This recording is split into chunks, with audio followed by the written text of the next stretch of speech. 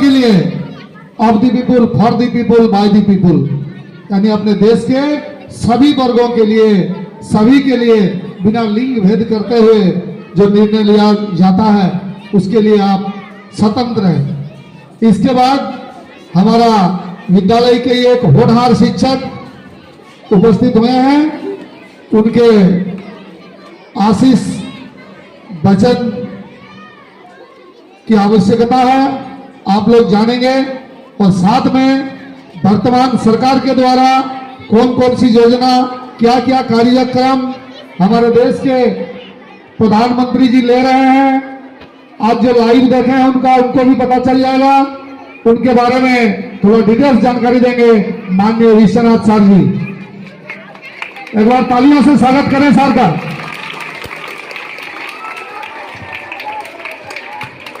बहुत बहुत धन्यवाद।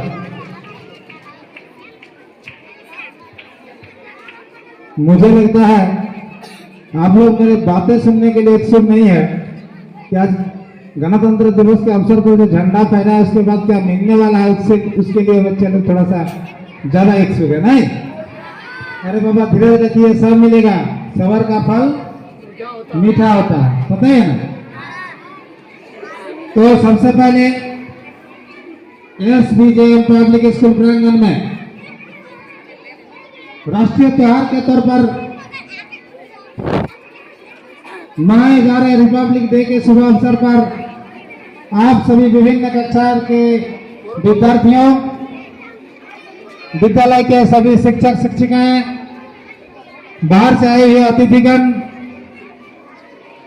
और हमारे स्कूल के नॉन टीचिंग स्टाफ, सभी को गणतंत्र दिवस की हार्दिक हार्दिक अभिनंदन, जोहार। जैसे कि आप सभी को पता है, हमसे पूर्व जिन सारों ने इस आज के दिन की इंपॉर्टेंस को आप लोगों के बीच रखा, इसको और दोहराने की आवश्यकता नहीं है। लेकिन आपको यह जानना बेहद जरूरी है कि हाल ही में 14 जनवरी को हम लोग विभिन्न जगहों पर झारखंड, बिहार, उड़ीसा, ये 3 राज्यों में हर्ष और उल्लास के साथ टुसु पर्व मनाया। बच्चे लोग कृपया ध्यान देंगे, आप ही के लिए ये सब बातें हैं और आप ही लोग हमारे देश के भविष्य है और आप ही लोग आने वाला समय में हमारे दिल्ली के लाल किला आपके लिए इंतजार कर रहा है कि कब हमारे एसबीजेएम स्कूल के बच्चे वहां पर आए और झंडा पर आए। मैं जानना चाहता हूं हमारे विद्यालय के कितने ऐसे विद्यार्थी हैं जो लोग लाल किला में झंडा उत्तोलन करने के लिए तैयार है। कृपया एक बार हाथ उठाकर दिखाइए। बहुत धन्यवाद, एक बार जोरदार हाथ ताली आप सभी के लिए। धन्यवाद।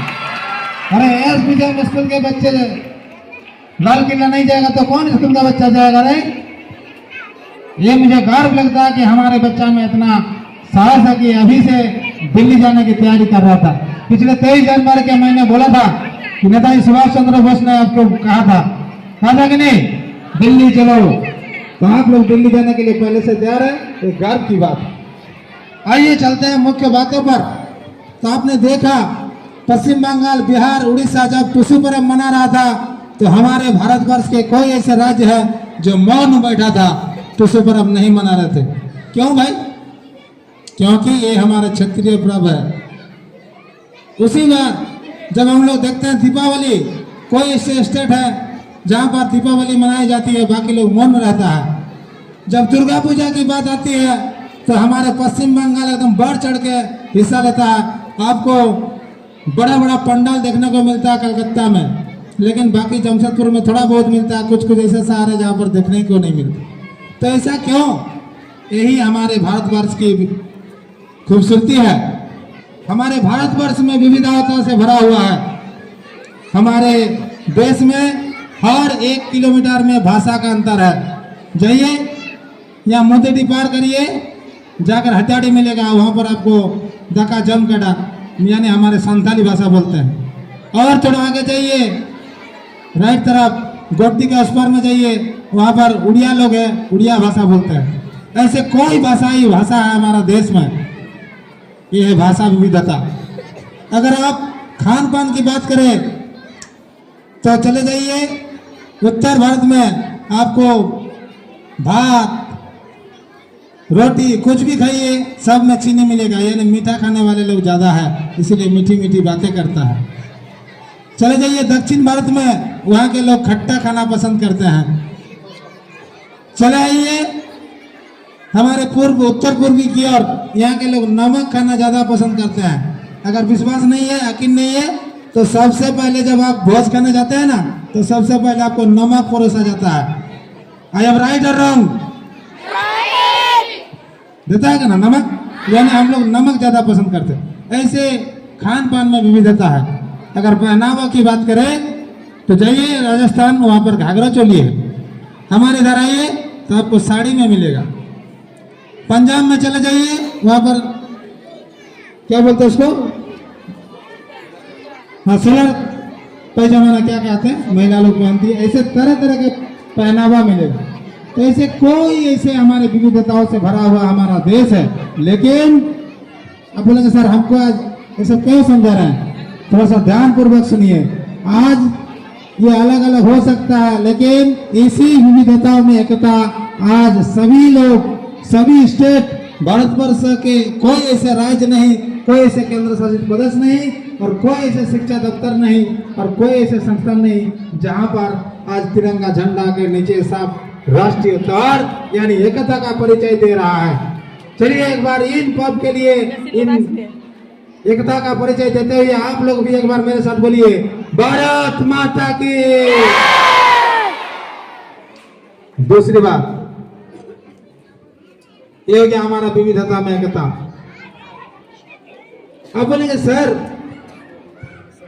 ये तमाम हिस्ट्री की बातें हम लोग सुनते आ रहे हैं, 15 अगस्त को भी बोला जाता है, 26 जनवरी को भी बोला जाता है, पर हम लोग करें तो करें क्या?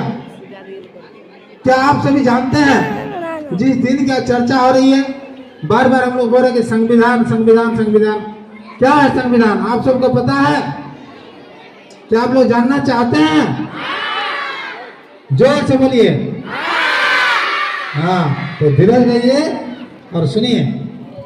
संविधान वो दस्तावेज है जिसमें लिखित या अलिखित रूप से कुछ ऐसे नीति नियम और कानून की व्यवस्था की जाती है जैसे किसी देश को सुचारू रूप से चलाया जा सके।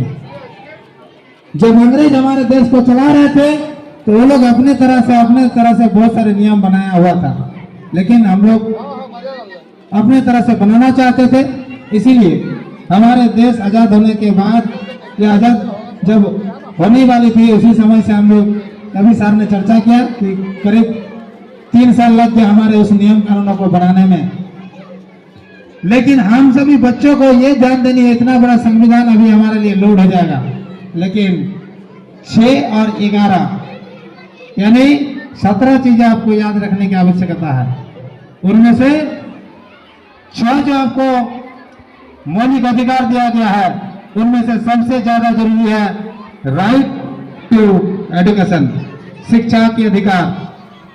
मुझे गर्व होता है आपके माँ बाप का नाम लेते हुए कि आज के समय में भी सरकार जब 6 से लेकर 14 वर्ष के सभी बच्चों को निःशुल्क और अनिवार्य शिक्षा देने की बात करती है, उस समय आपको हमारे जैसे एक छोटी सी संस्थान एसबीजेएम पब्लिक स्कूल को पैसा दे के भेजता है कि हमारे बच्चा आगे जाकर दिल्ली जाने की जो सपना है उसको पूरा कर सके। इसीलिए मुझे गर्व होती है।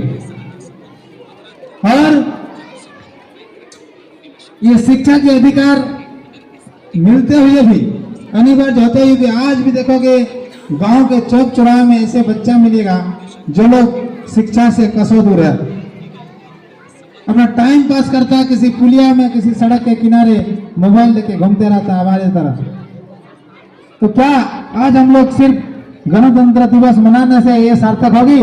नहीं, हम लोगों को बीड़ा उठाने की आवश्यकता है। आपको भी थोड़ा सा कदम उठाना पड़ेगा। अगर आपके साथ उनका जान परिचय है तो इम्पोर्टेंस समझाइए, शिक्षा क्या है। विशेष करके आज बताइए कि हमारे स्कूल में ऐसा ऐसा हुआ, सर ने ये बता रहा था, ऐसा सर ने ऐसा बता रहा था। अगर हम लोग पढ़ाई लिखाई ढंग से करेंगे तो दिल्ली हमारे लिए इंतजार कर रही है, वहां भी हम लोग। और साथ में आपको पता होना चाहिए, आज हमारे बड़ाम के महिला टीम राष्ट्रपति के वहां जहां पर आज झंडा फहराया जा रहा है दिल्ली में, वहां पर बैंड बजा रहा है। आने वाला समय में आप लोग बैंड बजाइएगा। बैंड बजाने का मतलब जानते हैं ना? बैंड बजाने का मतलब दो अर्थ हो जाता है, तो गलत वाला अर्थ मत सोचिए। बैंड बजाने का मतलब होता है हम लोग जन गण मन आदि गाना गाते हैं ना, तो उस समय बैंड बजाया जाता है। वो वाला बैंड हमारे बड़ाम की टीम आज बजा रही है, पता है ना? हाँ, पूरा 11-12 लड़की गई है, वो भी 8-9 के लड़कियां हैं, समझे? तो सोचिए अभी बैंड बजाने पहुंच चुका है, आने वाला समय आपका है। आप लोग जाने के लिए तैयार है ना? हाँ, तो ये हो गया आपका अधिकार, आपको जानने की आवश्यकता है। और दूसरा मौलिक कर्तव्य, फंडामेंटल ड्यूटीज, उसमें से सबसे देखो इस झंडे को कैसे, तो इसको हम लोग को राष्ट्रीय झंडा का इज्जत करनी है। अगर रोड में भी कहीं ऐसा झंडा गिरा हुआ मिले तो उसे उठाकर अपना पॉकेट में डाल लेना है। खराब हो गया है तो उसको आप किसी तालाब में इज्जत के साथ, जैसे हम लोग मूर्ति विसर्जन करते हैं ना, ऐसे इसको इज्जत देना सीखिए। दूसरी बात, राष्ट्रीय प्रतीक हमारे धरोहर जैसे कोई ऐतिहासिक इमारत वगैरह है, इनको आपको सुरक्षित करना है, इज्जत करना है, ज्यादा कुछ नहीं। और तीसरी कम से कम इतनी तो पालन करना होगा, हमारे पर्यावरण के प्रति आपको ध्यान देना है। अपने स्कूल के प्रांगण, स्कूल के आसपास, आपके घर के आसपास कोशिश करिए कि हम कचरा नहीं करेंगे। और मैं हर बार हर स्पीच में कहता हूं कि आप लोग हमेशा शुभ अवसर पर पेड़ पौधा लगाने का प्रयास कीजिए। पेड़ पौधा बचाइए तो आप बचेंगे, पेड़ पौधा नहीं बचाइए आपका दिन आने वाला संकट होगा। इसलिए हमें हमारे धरती के प्रति भी, यही धरती माता है, इसी हम लोग अनाज दे रहा है, इसी से हम लोग जिंदा है, इसलिए इसका भी ख्याल हमें रखना है। तो आपको ये अधिकार के साथ साथ कर्तव्यों को ध्यान देंगे। मुझे आशा है कि आप लोग छोटे छोटे बच्चों लोग ध्यान दिया ही नहीं, वो लोग को सोशल मीडिया पर पढ़ा है, कोई बात नहीं, बड़ा होकर समझ जाएगा। आप लोग कम से कम सीनियर क्लास के बच्चे मेरे बात को, मेरे भावना को समझ रहे होंगे। और साथ में मैं हमारे सहयोगी शिक्षक से भी प्रार्थना करेंगे कि आप भी थोड़ा सा इस पर अमल करें कि हमारा कैसे इन सभी चीज़ों को लागू हो, कैसे हम लोग सुचारू ढंग से, सही रूप से हम लोग इस संविधान को माने, पालन करें और लोगों को भी पालन करने में मदद करें।